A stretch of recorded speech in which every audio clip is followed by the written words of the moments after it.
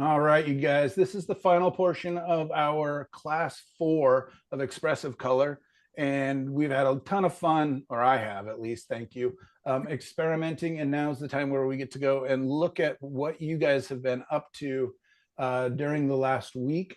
And we've been dealing with gradients. We've been dealing with chromatic grays, and we've been dealing with broken colors. So I'm hoping that you're learning to implement all or different pieces of this in your paintings. Having a lot of fun. Today was about glazing and about doing a wipe away technique. So these are all just tools and opportunities for you to experiment and play in your paintings going forward. So I'm hoping in the next couple of weeks we'll see examples of that. And before we do jump over, your homework this week is doing a wipe away painting. If you are an acrylic painter and it doesn't feel comfortable, or you haven't figured out a way to do it, then I would suggest doing a tonal, like black and white underpainting, kind of like I did with the tree painting over here. Something that you can go in and glaze or scumble into. Cheryl's talked about using slower drying acrylics. So there are different ways that acrylic painters can do kind of the wipe away. And I showed you with the mister, even though it was still drying within minutes. If you attack it and really, go for it, work in smaller areas, I think it's still doable. And again, I apologize that acrylics are pretty new to me, but I'm having so much fun learning about them. All right, so let's go to our Padlet page. All right, everybody sees the Padlet? Yeah. Great. So I know a lot of you weren't able to make it to the demo at the end of class because we went so long, but that is on there. It was a ton of fun, kind of the exact opposite of what I've been doing today, just using thick opaque paint and really not over mixing my colors and letting the brush kind of swirl the colors, and just working on families, whether it's a mother color or whether it's a value family or a temperature family, and just putting those colors side by side, but still not over mixing the paint. Class handout, the wipeout method is there. Let me change my view of you guys so I can see who's still here. Sorry, give me 1 second. I love what Tom Thompson did. That's a beauty. Tom Thompson's amazing. Yeah. It's unfortunate that he died in a canoe accident. Yeah. A young guy. or was murdered, depending on what podcast you tune into. Yeah, he's amazing. Right now, I'm working with Lisa Holmberg on kind of trying to figure out a little critique sheet. So I'll be sharing that. It goes beyond the self-critique into something that we can use to help each other, and just different questions we can make sure we've got. So that will be coming out in the next week or two. Nice. Questions for the class. Looks like the same. Okay, good. Thank you. So this resources section is becoming extra important. Kim, was that you that added that? Who's? No, I did this one. Cheryl. They wanted to know what the GAC was, and there's detailed explanations on there. Yeah, that would be really good. Because it sounds like, from what Kim said, maybe just 2 different GACs covers the whole gamut of glazing mediums. I don't know. Yeah. But anyway, thank you. So please, you guys, add things. This book by Edgar Payne, I actually own 2 of them, one that I haven't taken out of the wrapping yet, and one that's splattered and covered in paint, because it's truly one of my favorite art books of, not teaching you, but just great. I just love his work so much. So thank you for that. And so anyways, share anything, everything on here that you want. Oh, and for those of you who are curious about doing the wipe away method and try it on canvas and find that it is very frustrating, panels are probably better and easier. They're just not so absorbent, and they don't have that weird annoying texture. So there's a couple different posts about different panels on there. So if you are trying the wipe away method and doing it on canvas, especially like the cheap, throwaway ones, you are in for some heartache, I promise you. Every class I have students are just like, it doesn't work for me. And it's because of Oh. lousy canvas. So just know it's not your fault. So the panel, then you're gonna put the gesso on and then do you sand it a bit? Up to you, how smooth. Okay, Yeah, it's a, build your own. okay, So a lot of them, in fact, all the ones I bought recently came gessoed. I okay. used to always gesso my own, but I actually found having the first coat of gesso on there saved me a lot of time. And then if I wanted to, the painting I did today for the wipe away, I just used straight from what I got. When you remove the plastic, please take some paint thinner or water if you're going to be a water-based painter, and wipe them off. They come with dust inside that really makes some weird adhesion. Plus, I think that plastic just rubbing on the surface does weird things. I can't tell you how many times I've had students just like, my paint won't stick in this section. And I say, you're crazy. And then go try to help them. And sure enough.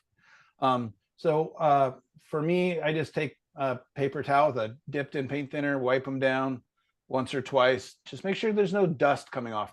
If, as you wipe, because I have the blue paper towels, as I wipe and I look at the paper towel, if there's white dust on there, I'm going to do it one more time, because that dust is really just not going to adhere, like it's killing the adhesion. So you wipe it with that oil and then you leave, like you just make sure the oil's off, you don't do anything else on top? I just use the paint thinner, the Gamsol. Okay, yeah.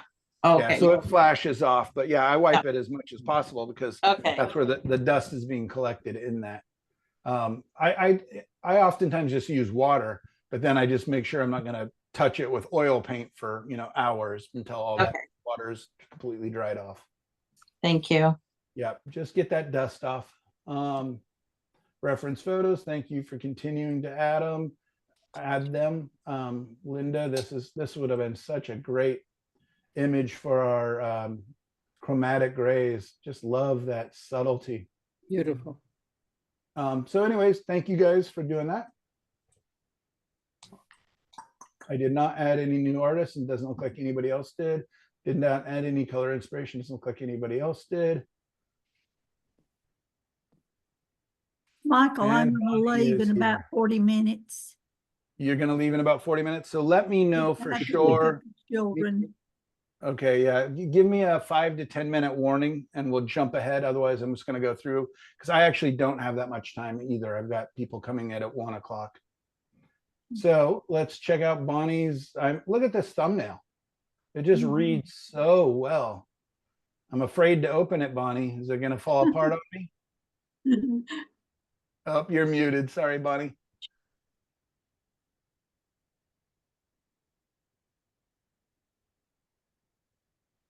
Still muted. I'm sure whatever you're saying is some of the best stuff I ever heard. Uh-oh, man. Okay, I There we couldn't go. unmute. There we go. Okay, That's it probably won't because you fall were apart. swearing nonstop. No, I wasn't. Okay, so we're going to open it up, but it looks so good as a thumbnail. Mhm. Look at that. Nice job. Look at these transitions of your darks, cools, getting warmer. All right, tell us a little bit about this painting. Okay, so the reference picture is below it, and this is on the Dalles Mountain Ranch hike, which is in the gorge. And I just love this area. But when you go back to the painting, when I look at the painting, I just feel like it's too green. And I don't know, I don't know if you guys think it's too green, but what I like about it was I like the sky. I like the lupin that I put in the foreground, but the balsam, which is all the yellow, the wildflowers, I don't know. I just wonder if it's all reads too green, too much green. Too That's much. up to you, because the wildflowers up there, this is one of my favorite spots to go as well. I love the old cars that are up there. Yeah, yeah. It's such So neat. area. I'm like, as soon as I saw that little canyon area down below the red dots, Yeah. we got totally stuck down there one time hiking around. Just couldn't get over the barbed wire fences. Yeah. So beautiful out there. And the wildflowers in the Columbia River Gorge are to die for. They're just amazing. So when the flowers are blooming is spring, or kind of early spring. So it's actually quite green still. So I didn't read it as wrong. So, This is considered kind of the beginning of the high desert area. So there is a lot of browns and reds. So it's easy to knock back your greens. I'm sure if I just asked anybody, I'm just going to ask Phyllis, how would we knock back those greens?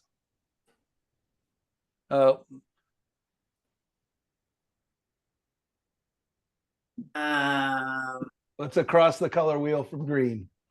The compliment. purple. The compliment is red. Red. Yep, exactly right. I saw your lips moving. I just didn't hear you say it. So, yeah. So a touch of red to your greens whenever they're getting too vibrant will really help. And that was a hard lesson for me, you know, coming from Oregon and coming from the Pacific Northwest, where everything is green all the time. Is that I just, you know, how much more yellow, how much more blue? I can't make other greens. And once I started including more red into the green, it's just a touch. We'll knock it back, and it'll, like, I don't know if you're like me, but all of a sudden my heart rate will go down, my shoulders will lower. I just feel like a lot more naturalistic. And a motto that I used, 10, 12, 15 years ago now, was that red is the great modifier. Okay. And so just remembering that when you're painting your greens. Okay. But I don't read these as overly, I think maybe the light greens on the ridge tops are a bit much. They, you know, when I squint my eyes down, they kind of begin to pop out a little more maybe than you want. Okay. Truthfully, I think this painting really does hold together quite well. It looks like a sunny day with some clouds. Yeah. If you can see my mouse. Yeah. This cloud right here. Yeah. Bumping right into the edge. Right. Really grabs a lot of attention. My eye, as soon as it starts to relax, ends up back here. Okay. So maybe kind of make that, so not have the cloud hit the edge. That's one thing. Yeah. Yeah. Maybe let some blue be there. Yeah. It's some of your hardest edges in your painting are right in this corner. Yeah. So our eyes are attracted to a couple different things: value contrast, color contrast, and line quality, or the sharpness of line. The sharper the line, our eyes are focused on that. So our eyes will go here, our eyes are going to go here. So whatever kind of a contrast. So if you don't want us to end up in this corner, you just take the contrast down, whether that's color, whether that's temperature, whether that's edge, whether that's whatever it is. Not a big thing, you know, you'll be able to fix that in a heartbeat.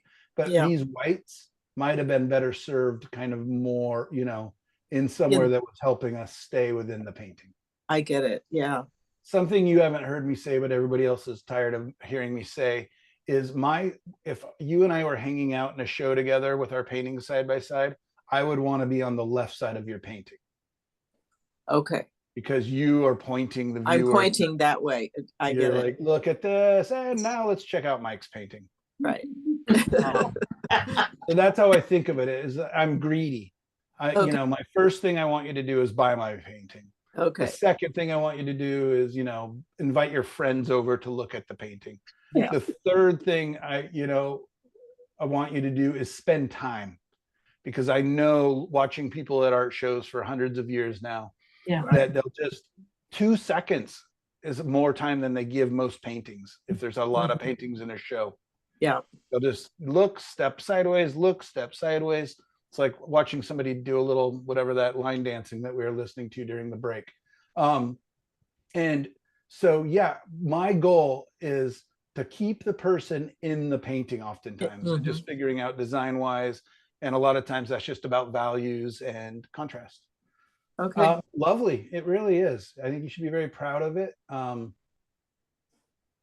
It'll look great framed. Yeah. Yeah. Especially if the frame comes in about this far.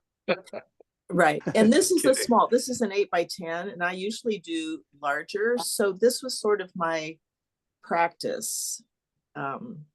So I'll probably do another one, gorge painting that's bigger, similar but different. Very cool. Yeah. Yeah. Good job. I haven't painted that area yet, really. Yeah. I've done a lot of hiking there. Oh yeah, it is just wonderful. I love the old buildings. I love all of it. I love. Yeah. All right. Thank you. Thank you. All right, Cheryl. I wasn't going to post this, but I decided to post it anyway. I'm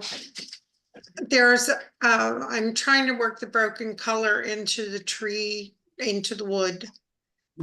And I will get some in the other trees, in the tops of them, but I decided about midway through this, at this point, that I hated the background. I don't like that color blue.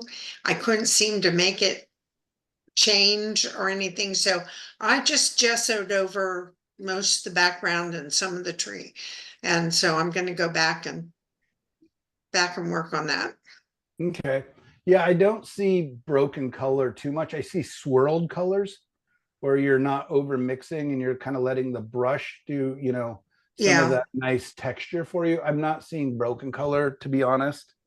I would not consider this like in an impressionist style or anything like that. I think this painting has a lot of potential, but yeah, I'm not seeing it right now. Do you mind if I skip to one of your others? Oh, sure. Go ahead. Oh no, you don't have another one. I thought you did. Yeah, like the white out and stuff. I feel like this is a painting very much in progress. Yeah, what I would is. like you to consider, and I know this has been a conversation and an issue for you, is I would like you, when you're looking at your photo or looking at other paintings, is look into the shadows versus the light, especially when it's laying down on the ground like this. Let's try finding some of the more blue. I'm not saying blue, but bluer, because right now you have light green and dark green. Right. I want And you to. I haven't really done a whole lot other than just play around with the edges a little and see how they look. Yeah, and I do love your shifts. Your edge shifts are really nice and subtle. But I think that it would be very beneficial for you to, you're beginning to do it in this trunk right here. All of a sudden you got this like little purple, Yeah. right? You've got some pinks, like you're beginning to do it. But I would love to see you, just for my entertainment, I would love to see you really try pushing, not just lights and darks, but all the colors that you're seeing in there. And I don't mean overbearing. I don't mean like bright blue and bright red and bright yellow. Well, after I took this picture, I did get some orange in the center of the trunk, right above your cursor. I started to get a little orange in there, and I want to get some red and just something else in there. And I want to get in the tops of the rest of those trees. I love painting olive trees, but I can never get them to look right. Yeah, that silver gray green is almost an impossible color. Yeah, so I want to use some other colors in there to bring it out, but I just haven't done it yet because I got so disgusted with the background that I thought I'm going to go back there and fix that. There's a couple places on the trunk that are a little wide. They kind of grew when I painted them, so I brought them back a little bit, but yeah, maybe by next week. Absolutely. I have faith in it. And I think I've even shared with you some pictures of underneath olive groves. They're just so fun. Mhm. But your focus right now, because of the framing device that you've used, is this giant mushroom, Yes. straight trunk, mushroom shape. Everything else is so much more interesting, but yet you framed it in such a way that becomes our focus. That's actually two trees, but I couldn't make it look like it was supposed to. So I'll work on that. Yeah, you may just have to take one of these other trees and bring it forward, because Yeah. just that motion is so much more interesting than literally a mushroom. Well, Yeah, half of the I feel like mushroom's gone now. hey, okay, good. I feel like I'm being a little bit mean to you here, but I think that No. you've got a lot of nice shapes, you got a lot of nice movement. I really like your shadows. I'm Yeah. drawn to that, and you know, I think it looks nice. I know you have, I know it's just starting and you're gonna make some changes, but I'm looking forward to seeing when you're finished. Thank you. Yeah, me too. Beware that your shadow doesn't hit this and then kind of half stop and then fully stop. So yeah, just beware of tangents. Yeah. Okay. Yeah, I am not, I feel bad. I mean, I've tried painting that olive green so many times. But what I think Well, we need to do is, like, you've painted plenty of grapes and stuff, and you rarely paint the color of the grape, right? Because of all the reflective color and the dry, yeah. dustiness. So a lot of times I found that, like, the purples and the soft I want to paisley get some purple and pink in there. The same basic. Um, oh, I can't get the word out. It doesn't matter. But I want to get some purples and pinks in there, and there is a purple cast to that silver, but I can never make it come out. So I thought I'd try and see if I could do that. All right, so let's push it. Let's not go exact. Let's go beyond in your color mixing, like more Oh, purple, okay. more orange, more. Let's pretend that we are a full impressionist. Let's do some broken color and just really play it up. Just constantly, when I do my in-person classes, and we'll walk around and look at shadow and light and different things that are being Mhm. cast. And I'll just tell the students, okay, what do you see? Oh, I see dark green and light green. Okay, great. You've got the basic. But now let's look at the shadow and think purple. Okay, now Yes. look at the shadow and think blue. Now think at the light and think red. And all of a sudden these colors start to appear. Mhm. You know what I mean? And when I say appear name, like red, blue, yellow, we think of that color, but I should be saying red-ish, Mhm. blue-ish. And so you begin to push those colors. But anyways, thank you, Cheryl. I appreciate it. Thank you. Darlene Crow, Yes. look how much fun you had. Yes. No. Okay. I Look how much love fun I had looking at your painting. I love your reference. The picture is fabulous. Is very soft and ethereal.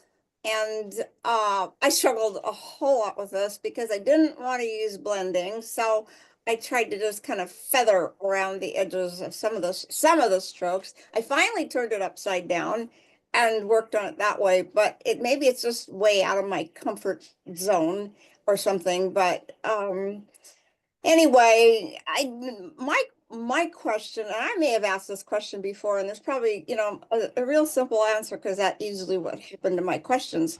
And then I feel kind of stupid. But one of the things I've noticed looking at your work and the artist's work that we have as references is that every single painting has what I don't know what I would call it a wow factor, or a punch, or they sing. They have something about them that makes it stand way out. And I think, learning the technical skills just takes time and practice. Well, first of all, I'm not a kid, so time is limited here. And what I would like to be able to do is learn to look at a photograph or look at something I'm looking at, not somebody else's work, because, you know, I really don't want to learn to be a copyist. I want to do my own thing. But I don't know how to find that wow factor. I can look at a photograph I may have taken and I'll say, well, that has some possibilities, but it doesn't have that zing to it, or it doesn't have that whatever that is. And I don't know if that's a learned skill or if that's something you just either have or don't have. I don't know how to even frame the question, but you know, how can you develop that and go beyond the ho-hum or the being able to copy a photograph and find that something that you're trying to get out but can't get it out? I don't know. Do you know what I'm saying? Do you get my question? I Sort of? see a number of people nodding as you're saying this. And to me, it sounds like a really great question for a class, but maybe not for the critique time, because it Yeah. gets away from your painting. Yeah, maybe All right. that would be like a You guys class want to on do the creativity. finding the wow in our paintings next week? Yes. That would be good. All right, Develop- who's going to teach? I would agree because I think it's a combination of several things. I don't know that it's any one thing. No, yeah, no, it is like my brain was racing. It was Yeah. such a good question, Darlene. And Literally, my brain was racing, and I was thinking of Joaquin Sorolla, and like, what is it? And like, I can give you the answer quickly to what you're not doing in this painting that he would have done, or that I did maybe do if you think my painting as wow. But I was also thinking of like 1950s movie directors of like, hey kid, you got it, you got that something. So but I think we can learn it. I think that you know, whether a painting has a wow or whatever else, but in this image, I'm just going to focus on this one. And you said you didn't want to mix, which is admirable, but I do want you to mix. I don't want you to mix the things together. I want you to mix an in between. So what happened, if you look at the two images, the reference versus yours is static cutouts, right? The darks versus the lights are static and hard, versus the reference image has in-betweens. And whether it was done by blending or by mixing those in-between colors. So when I think about Joaquin Sorolla, one of my very, very favorite painters, or John Singer Sargent, what they did was, and almost a ton of the magic in their paintings was that transition from the dark to the light. That is where color comes to play. So often is in between the shadow and the light, right at that meeting point. In fact, a lot of, when you really go and start studying still life paintings of fruit or whatever else, like a good one, some of their strongest colors are where light and shadow meet. Mhm. You got rid of that in this painting. You just did silhouettes. So if you notice the top of your trees versus the tops of the other trees, you tried to make it up in the sky, but those purpley pinky colors should have been in the trees, in that where the trees are meeting the light. So look at the soft edges. You've got a lot of hard edges in there. Mhm. Well, I was trying to do the broken color. And Yeah, but you do broken color, but you do it in that in between. Mhm. I see. Okay. So it's in those transitions that would be. So yeah, next week, oh man, I hope I'm feeling a lot better, because it's going to take a lot of brain power to come up with the wow. But I'm going to do it in regards to color, not in regards Okay. to all paintings and everything, because that will. Okay. But what is it about transitions? And that'll be a great opportunity for me to go back and look through work. And yeah, and so again, real quickly, before I get off subject, I want you guys to start thinking about your final images that you want to do.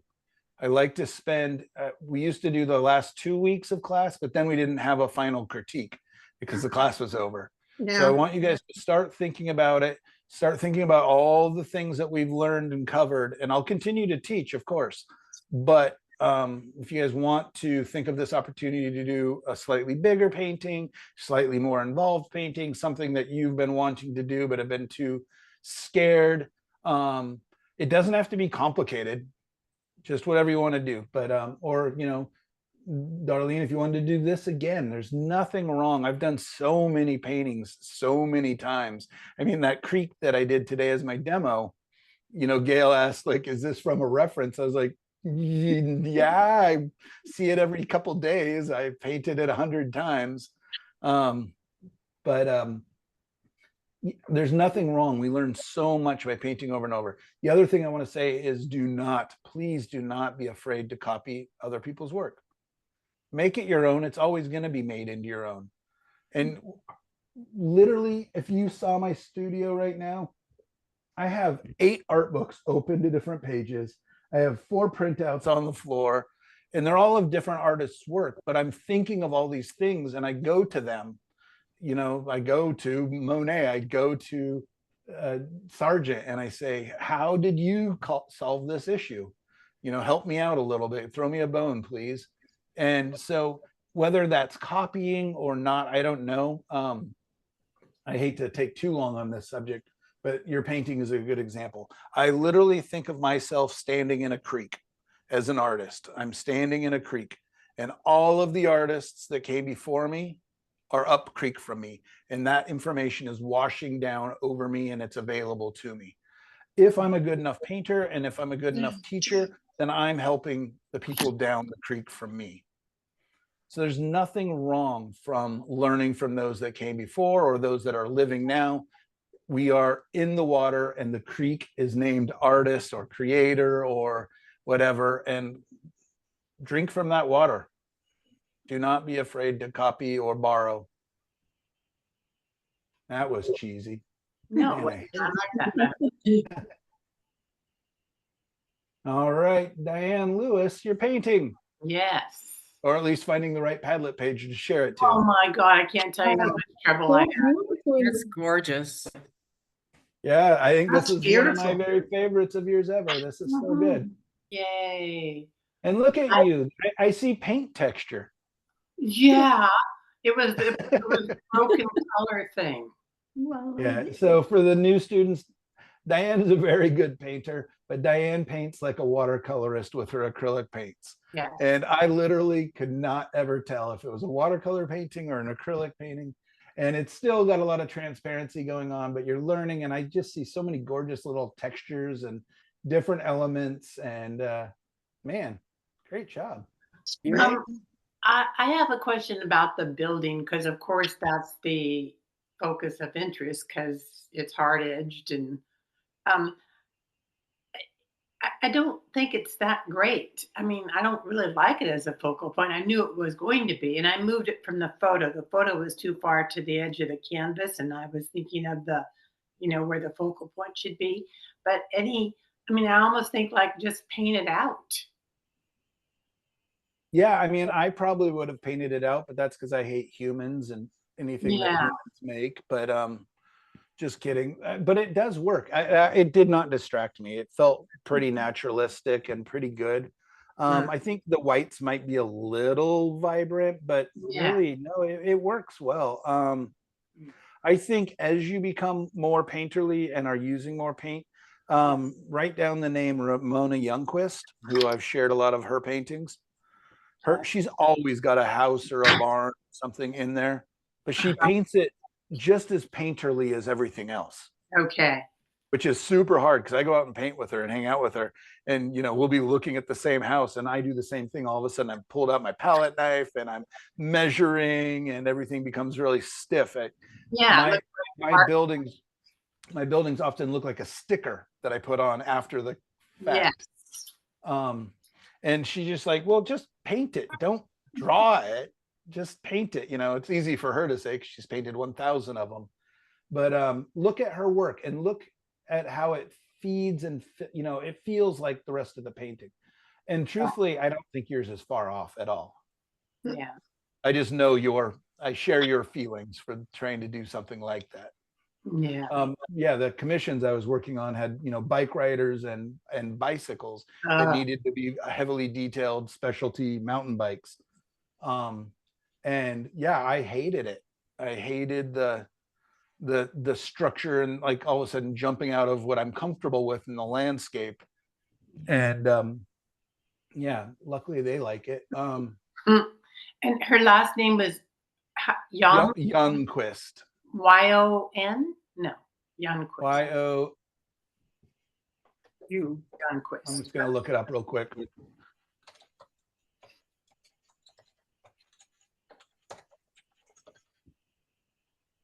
All right, I spelled it right. Romona, Ramona. Oh, uh-huh. Are you guys seeing my computer screen? Or Yes. are you guys still? Yeah. Okay, so let's go look at it real quickly. Oh. You see how she Wow. throws in structures and everything's just so painterly? Oh. She's yes. so good. Yeah, we have a couple of her paintings. Oh. But she just paints so juicy and awesome, and she's just the sweetest person. Isn't that beautiful? But you Wow. see what I mean? Like everything feels like it's in the same world. And Yeah. again, I struggle with that. I'm trying to see one that's a little more complicated. Wow. Yeah, she's Yeah. fantastic. That's just wonderful. So a good example of how do you make the whole painting feel cohesive? Right. Because when we get nervous about a thing, at least for me, when I get nervous about a thing that I'm painting, what do? I pull out my smaller brush. What do? I pull out my X-Acto blade, or I don't know why I said X-Acto blade, but some kind of a straight edge. I get nervous, and Yes. she doesn't. She just paints them.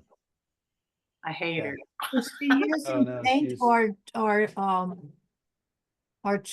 her pastels?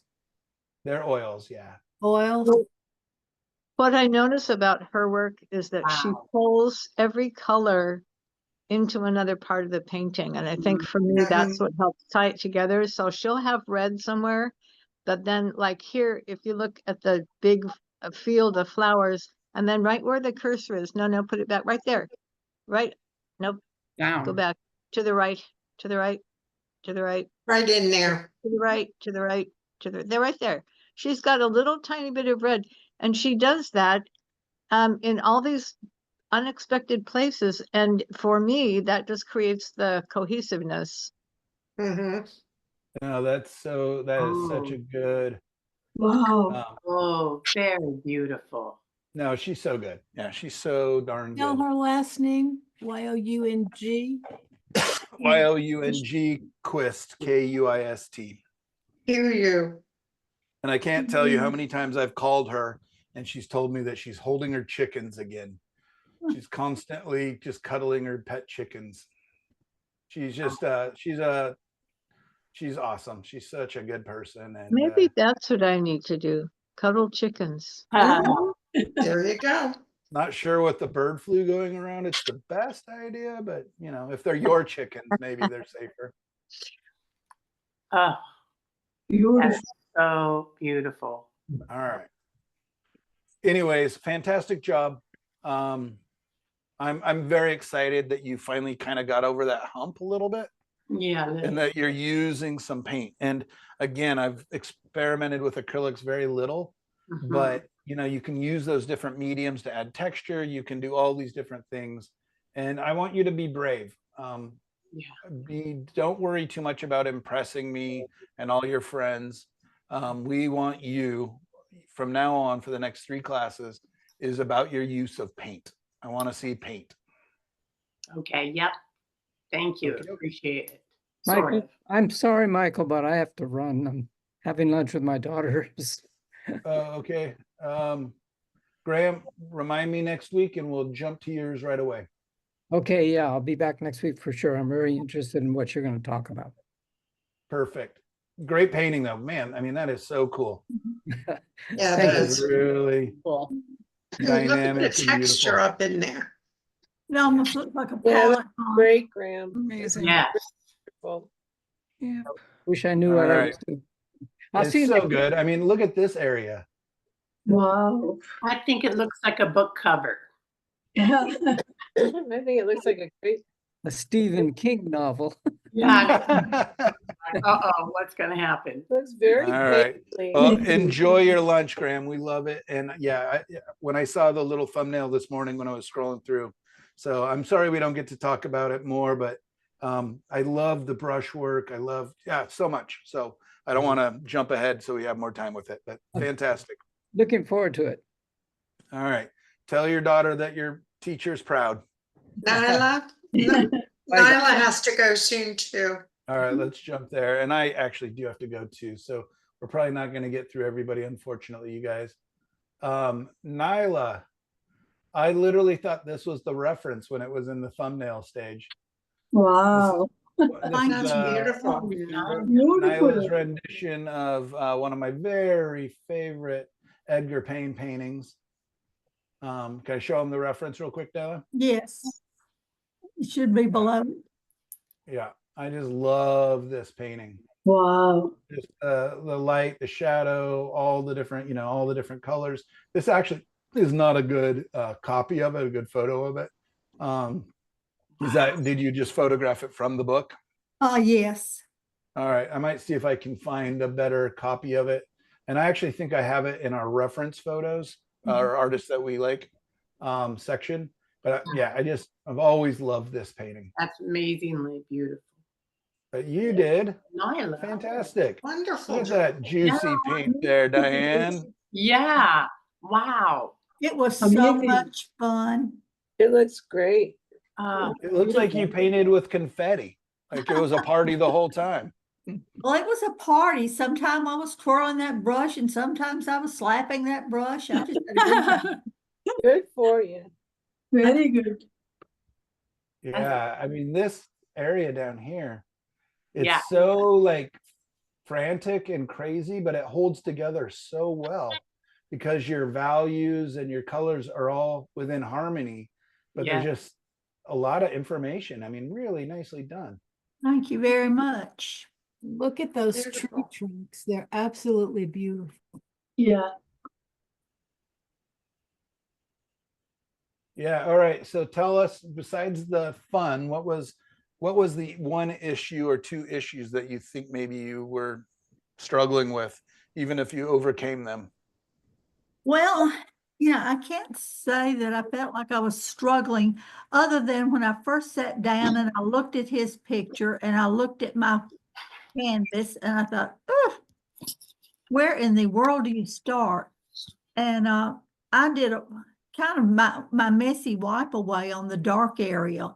Oh, really? Yes. Well, That that's was my such a base. good thing to know, because I would have not guessed, because it's so vibrant, Well, it gave me the basis to put all the other colors on top of, because that brownish color kind of ran all through that area. You're right. Yeah. And so, and I wasn't just super careful with putting that on. I kind of slapped it on too. And I put in an extra tree.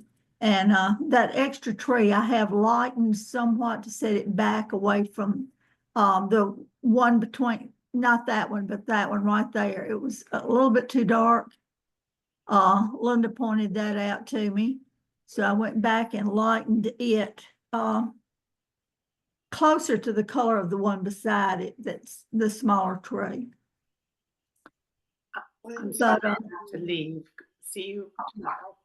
And probably the hardest thing was the tree trunks, showing the different levels.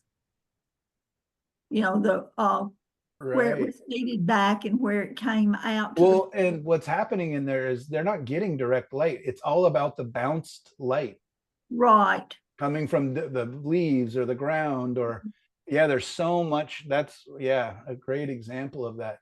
My only part I don't like is this straight line. Yeah.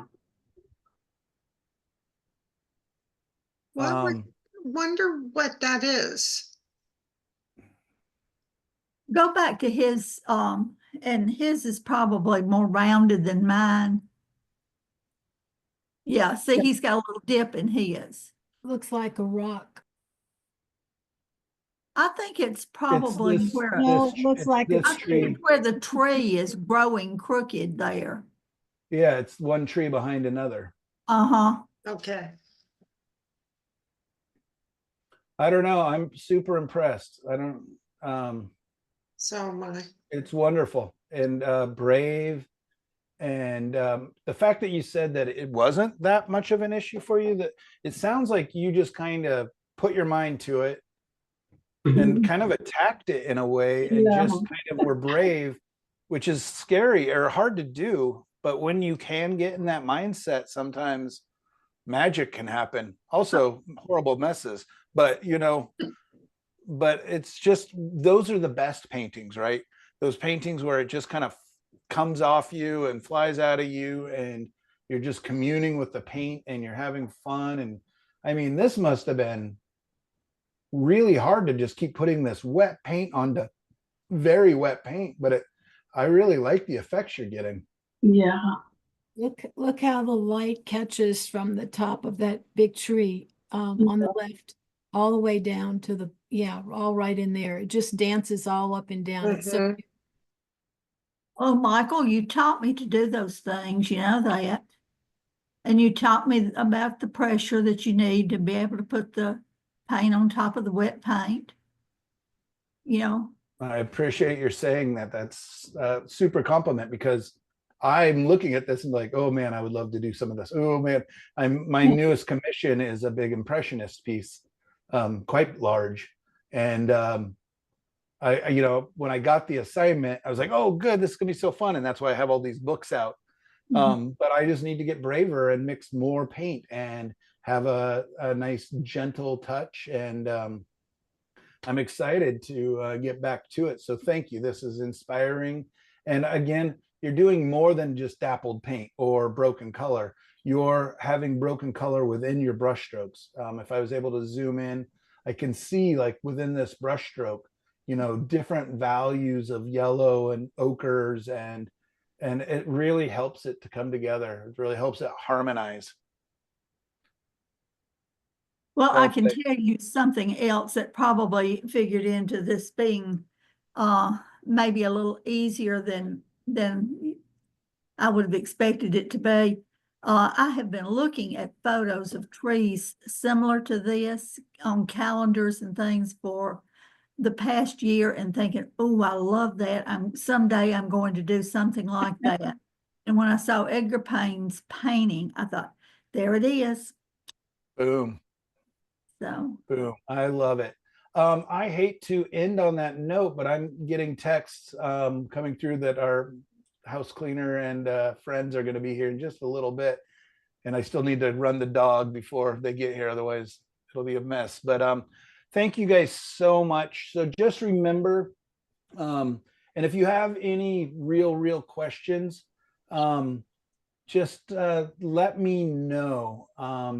But I'm just excited to see all this beautiful work. You guys are doing great. Yeah, it's a lot of fun stuff to look at as I scroll through. So I apologize that, as always, there's just not enough time for all the cool stuff I want to get to and talk about each week.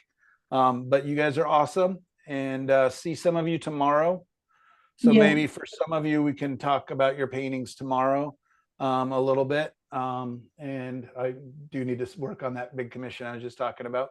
But otherwise, I will see you guys next Wednesday. And Darlene, what is our next class about? Wow factor. Wow factor, yes. All right. Well, that'll be a Homework lot of fun. I've got Transition colors. And what is our homework for this week? to do a wipe away painting, or to continue with any of the other lessons. And then it's also to start thinking about your final project. Thank you. On Thank that, you. on Thank that you, wipe Michael. away, do you want us Thanks, to stop Michael. after the wipe away? I'm sorry, what?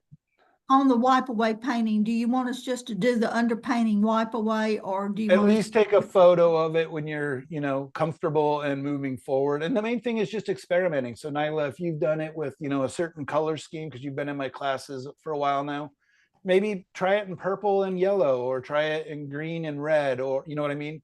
Let's try some other, Oh, last week's part of my underpainting was quinacridone magenta. See, that's really interesting. Yeah. Mm.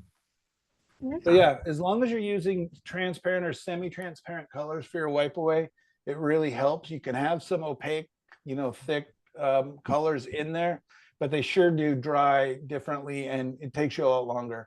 I really was hoping to have Gail and Linda Morgan O'Connor and a couple others that are doing the wipe away talk more about your experience. So maybe next class we'll talk a little bit about that as well, because you guys have both really taken it and run with it and kind of turned it into your own variation on it. And it's been so fun and exciting for me to see that. So I wish we would have had more time.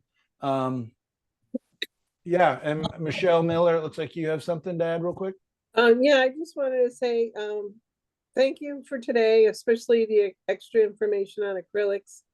I'm going to be out of town next week, so I probably won't be in class, but I'll look at the video after. And I'll try to join tomorrow's class. Thank you. Okay, yeah, I hope you can make it tomorrow and then we can talk and catch up. But Right. thank you guys, everybody. And Thanks, Michael. Bye. Take care. Thank you. Bye, everybody. Bye. See you tomorrow.